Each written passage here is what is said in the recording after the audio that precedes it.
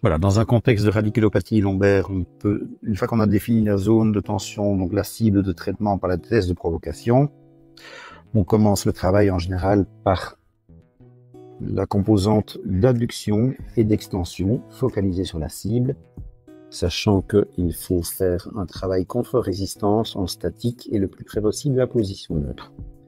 Le crochet, l'axe.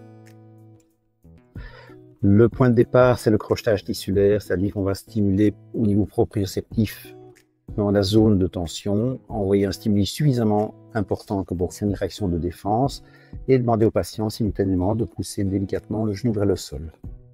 Voilà, comme ça c'est bien.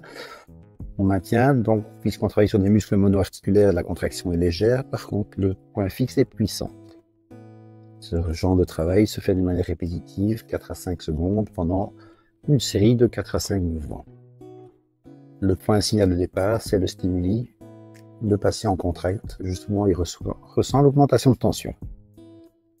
Dans un deuxième temps, dans la même position, on travaille sur la composante d'extension, auquel cas le point fixe se met beaucoup plus postérieur. Le stimuli se fait cette fois de manière caudale en traction vers les pieds. Et on demande au patient de faire une extension en appuyant le pied contre la hanche. Voilà, comme ça, c'est bien, on maintient. Pareil, ne pas augmenter la pression de manière à inhiber l'action du grand fessier et travailler uniquement sur les muscles monoarticulaires. On relâche. De la même manière, on va travailler de manière répétitive, 4 à 5 secondes, 3 à 4 mouvements. On relâche. Dans la radiculage aiguë, le patient va être amené en flexion de hanche et de genou à 90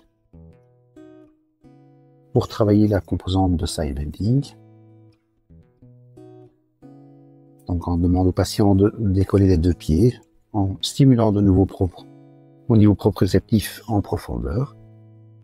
Voilà, et ce travail va être répété 4 à 5 séries, entrecoupées d'un travail tissulaire. On va travailler sur la mise en tension et le relâchement des muscles polyarticulaires et le glissement facétaire. Si ce phénomène est localisé dans une zone thoracique basse, on travaille ce mouvement avec les deux ceintures.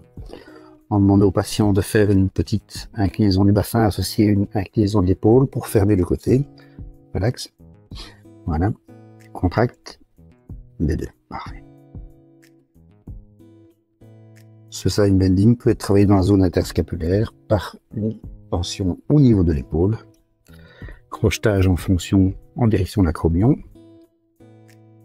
Rétropulsion préalable pour inhiber l'action du pectoral. Mise en tension sur la zone cible en direction de l'acromion. Et le patient descend l'épaule vers la hanche.